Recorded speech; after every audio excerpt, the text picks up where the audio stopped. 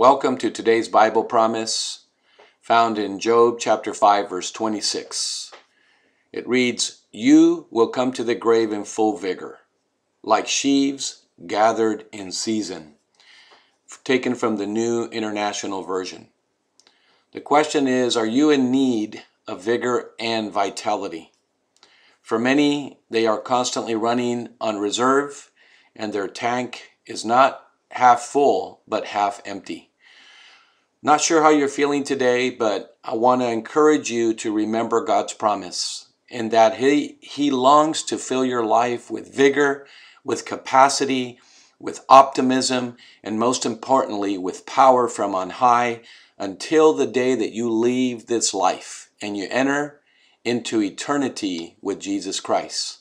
You don't have to fear getting old. You don't have to fear the future, and you don't have to fear age, if Jesus Christ is your Lord and Savior. And like Paul, you could say today, I want to know Christ and experience the mighty power that raised him from the dead. Pray today's prayer, and may God bless you.